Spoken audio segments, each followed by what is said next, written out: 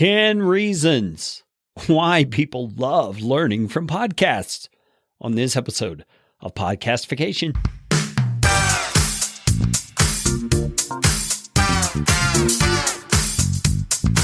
My name is Kerry Green, and I am the client happiness guy at podcastfasttrack.com, and this is Podcastification. This show is all about podcasting. How to do it, how not to do it, best practices, interesting news items that have to do with the realm of podcasting, and who knows what else. And I'm trying to do it all with a little bit of fun and some information to help you get a show going, keep yours going, or make it better. And if you like what's going on here on the show, I would appreciate it, oh so appreciate it, if you could leave a rating or review on iTunes. You can find out how to do that at podcastfasttrack.com/review. That's enough of that kind of stuff. Let's get you podcastificated right away.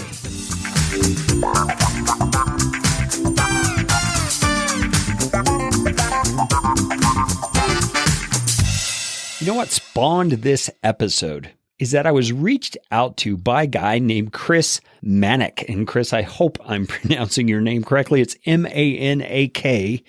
And he runs a website called No Hat Digital, which you can find at nohatdigital.com. And Chris was making me aware of a post that he has put up that actually has this cool looking infographic on it. And the title of the post is exactly the title of this episode, 10 Reasons Why People Love Learning from Podcasts. And he was asking if I would link to this infographic, that sort of thing, trying to do the old backlink thing, which I have mentioned in previous episodes as a very powerful way to get SEO going to your blog posts. But anyway, we are going to talk about these 10 things because I think Chris highlighted some very important things. And I think this is a resource worthy of deeper consideration. Now, at the top of his infographic, Chris makes a great point. In 2018, podcasts are bigger than ever. And I have actually heard that there are over 300 podcasts per day being added to the Apple Podcast directory. That is amazing when you think about it. Now, of course, some of those are going to pod fade after a while, which means, the creator of the podcast didn't quite count the cost accurately when they started, or life situations have changed since they began and they just drop off from podcasting. So a decent amount of those will do so. A decent amount of those also, in my opinion, will be terrible quality, both in terms of content or in terms of sound quality and production value. So I think that narrows the field a bit in terms of the amount of podcasts that there are to compete with as a podcaster. But nevertheless, even if we were to cut that number in half and say it's 150 new podcasts per day, that is still a lot of podcast competition for the ears of potential listeners. And I think that Chris's infographic here is right on target when he says education is probably one of the most popular topics, and news and entertainment would be right up there at the top as well. So why are podcasts becoming such a favored form of education for so many people? That's the question that Chris is asking in his infographic. And I'm just going to walk through his reasons because I think there's a lot to be said for each of these. So reason number one why people love learning from podcasts is that there are more listeners than ever. More listeners than ever. Podcasts are increasing in listenership annually by 10 to 20%. I mean, think about that. The recent Infinite Dial statistics came out, which is basically a media sort of survey that looks at online media sources and looks at the stats of what's happening there. And once again, podcasting has grown from the previous year's stats. So he's exactly right. There are more and more listeners than ever. In fact, the Infinite Dial stats showed that more people now are aware of what a podcast is, which obviously is the first step in us gaining listenership, is educating people as to what a podcast really is. And they need to know, that they don't have to have an iPod to listen to a podcast. I mean, even though the words are the same, they are different technologies. You can listen on a smart device. You can listen on a computer. And I'm not telling you anything you don't know. But the point is There are more listeners than ever.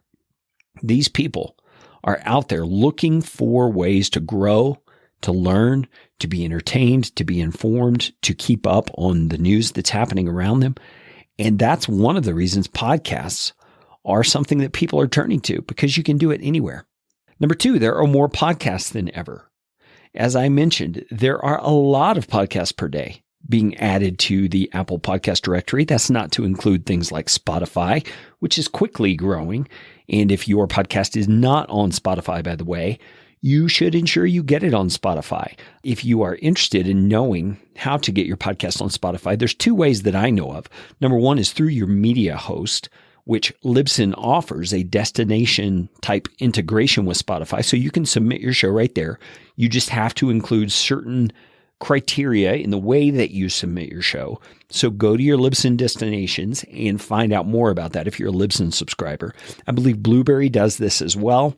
Talk to the folks at Blueberry. If you host on Blueberry, they would have a way for you to integrate as well. There's also a form that you can fill out if you're not on either of those platforms where you can submit your show to Spotify. I would encourage you get on Spotify as fast as you can. You can look in the show notes for this episode, which is right there in the description on your podcast player, or in the show notes for this episode at podcastfasttrack.com/95. But the whole point of that Spotify thing is that the directories are growing. The listening tools are growing. So there are more opportunities than ever for people to find and listen to podcasts. So that's one of the reasons Chris has it as number 2 here on his infographic as to why people love listening to podcasts. Let's look at the third one. There's more variety than ever. And I think Chris is right on with this. I mean, in recent years, we've had this surge of NPR-ish type shows or mystery, murder, detective kind of shows, where it's very intriguing and it's very interesting. And they're kind of a new format that's out there. And Chris's point is well taken. Whether you want to learn about history, photography, politics, entrepreneurship, there is a podcast for you. I think I've mentioned this before, but there are some obscure podcasts out there, such as Chameleon Breeders podcast, which is actually a very cool show if you're into chameleons. I mean, there's all kinds of things. There's more variety than ever. And so people are learning that podcasts are a great way to find exactly what it is they're looking for.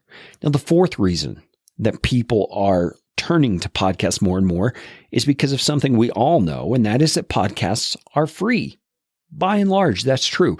There are ways to put your podcast behind a paywall, but the majority, 99%, are free and they're available right there through an app on your smartphone or your computer. And you can have expertise about any of those topics we just talked about in point number 3, coming right into your earbuds, right into your car without spending a dime. That's unheard of. In the past, you'd have to turn on the radio and dial into a certain frequency at a certain time, or you'd have to go to a library or a bookstore or something like that. But now podcasts are making it an amazing opportunity to educate yourself in a variety of ways. In fact, one of the reasons I believe that I've been able to grow my podcast Fast Track business so quickly is because it was just baked right into what I did as a business, meaning I got to listen to lots of podcasts when I was first starting up, podcasts about entrepreneurship, about marketing, about sales, about building a business. And I was learning as I was working. And when you do 6, 7, 8 podcasts a day, all on topics similar to what it is you're trying to do and build your business, man, you learn in a hurry. You learn from other people's mistakes, you learn from their successes, and you learn from the successes of those they interview. So that's another reason why podcasting is such a great educational tool, because it's free and anybody can access it. Hey, we will get back to the episode right after this short break. I promise. Do you have questions about podcasting? I just might have some answers for you. You can go to podcastfasttrack.com/question and leave your question or comment. Who knows? You might hear your melodious voice on the next episode. I always keep my promises, so here we go. The fifth reason that Chris puts on his infographic is that podcasts are up to date. And he's kind of comparing here to traditional education. Traditional education is good, and they endeavor to be up on the latest things in MBA programs and things like that. But it can be rigid in that it teaches established ideas that are tried and true, but also may not actually have been updated in view of the way our world has changed in terms of digital technology and things like that. I spoke with a guy who recently graduated with a media communications degree from an established university, and I asked him what they taught about podcasting. And he said they didn't even discuss podcasting at all, not even an hour in one course throughout a semester. I mean, isn't that incredible? He's paying all this money for education, but they don't talk about one of the most dominant, most rapidly growing industries in communication out there, podcasting. The difference between that kind of traditional education and podcasting is that podcast creators who are independent specialize in their specific area, their specific niche, and tend to be up to date on the latest technology, social media trends, marketing and sales. I mean, you're hearing cutting edge material on podcasts day after day after day, week after week after week. So you're getting the very latest. In fact, one of my clients, Scott Volker, is an Amazon private label sales kind of a guy. He markets products on Amazon. And his podcast publishes 3 times a week, and he is always talking about the very latest changes going on inside the Amazon ecosystem. That's a great example of how podcasts are up to date, to the minute sometimes, in helping listeners understand what's going on. Let's move on to the 6th reason that Chris cites that podcasts are something people love to listen to, and that is podcasts are mobile. 70% of audiences access podcasts via phones, and that's Chris's stat. I'm not exactly sure where he got that because he doesn't cite it. But if you look at the Infinite Dial survey, it disagrees with that a little bit. The Infinite Dial survey that just came out in March of 2018 says that more people are listening at home than in their car or via their mobile device. I'm not sure if I would agree with that. I think their stats might be a little skewed there because we listen a lot when we're driving. We listen a lot while we're working out, and all of that typically is on a mobile phone of some sort. But the point Chris is making here, I think, is a great one. Podcasts allow for hands-free learning while you're multitasking or doing other things. You're doing some sort of brainless activity like washing dishes or driving your car, or, well, hopefully driving your car is not too brainless, but you get the point. It's something that's kind of a rote pattern you don't have to put a lot of in-depth thought into. You can put on that podcast and you can be listening and learning while you're doing other things. That's one of the reasons I love to listen to podcasts, is because I'm able to make use of time that used to be not necessarily wasted because you're always able to think and ponder things during those times. But I'm able to maximize those times by thinking intentionally about certain topics that I need to learn about, but maybe don't have time to sit down and read a book or something like that. Man, if I can find a podcast on the topic, I can learn on my drive between here and the city and discover exactly what it is I need to know. And I'm more equipped for what it is I need to do immediately. The 7th reason Chris says, which is one, honestly, I hadn't thought about, is that podcasting's private.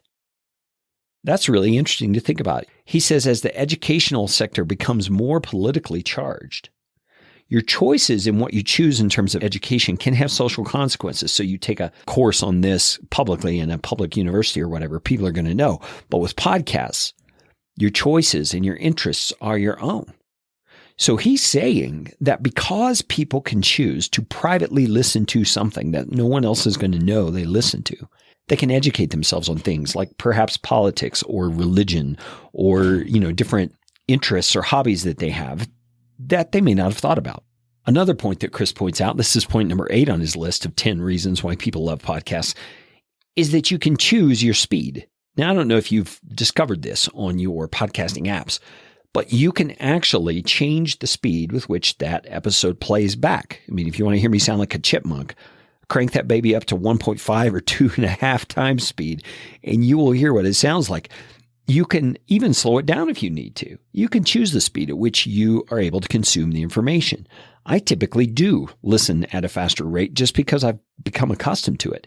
And what's interesting is it forces your brain to process faster.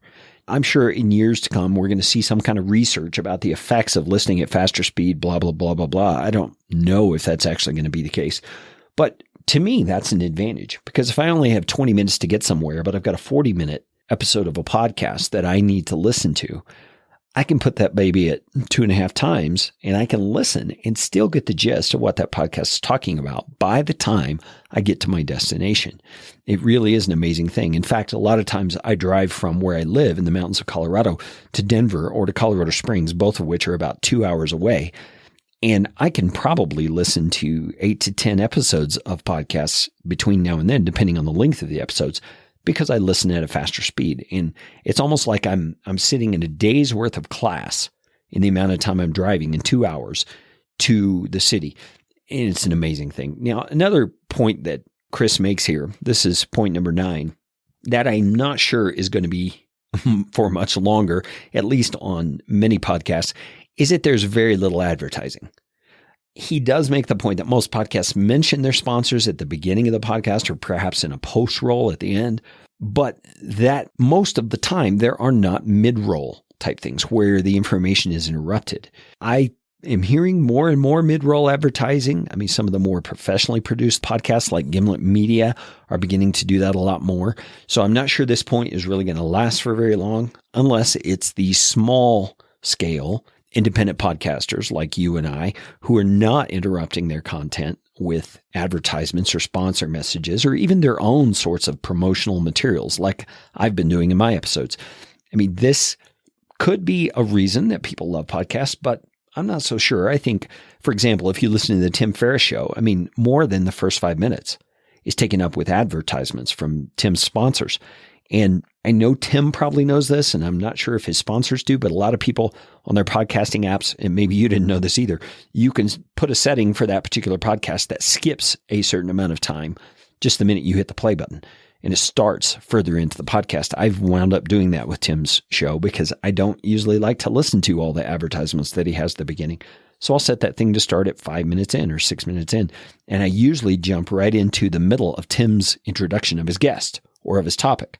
And so I don't miss anything pertinent, but I do miss all those ads. So anyway, Chris's point is well taken, but I'm not certain it's going to last very long. I think advertising is just par for the course when you do any kind of media, and advertisers are going to figure out a way to get in there and get their message into the ears of those they want to speak to. Now, one thing that's actually the opposite of what Chris is saying here that I think I really do want to say is that podcasting is a great opportunity for advertisers, because rather than having to broadcast over, say, FM radio to hundreds of thousands of people who are not your niche target audience, you can find a podcast that speaks only to your niche target audience, broadcast your message directly to them, and do so usually for a lot less money than traditional radio is going to charge you.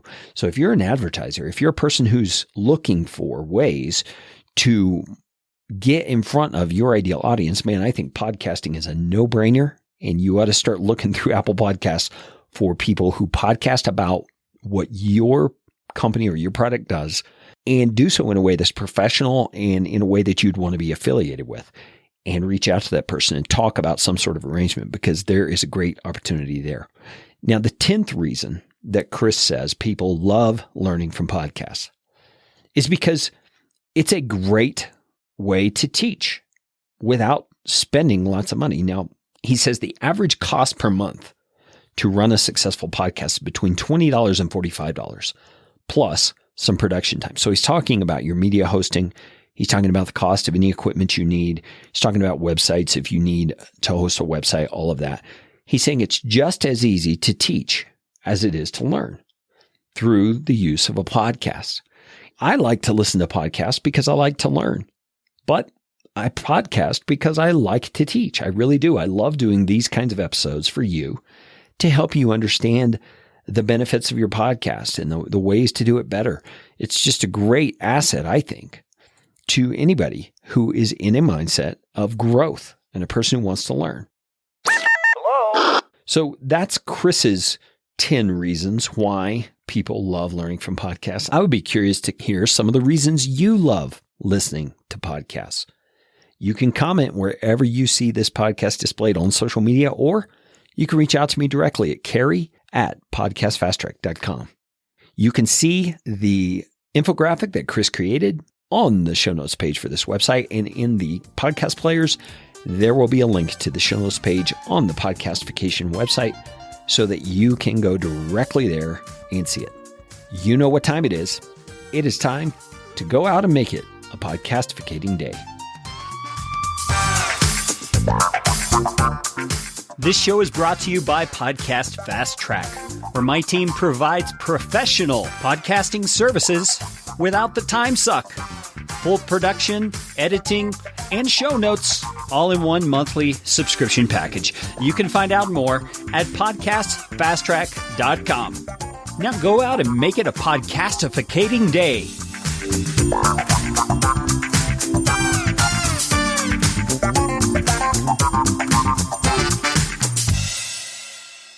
Audio editing and show notes by podcastfasttrack.com. Get 15% off your first month by mentioning this show.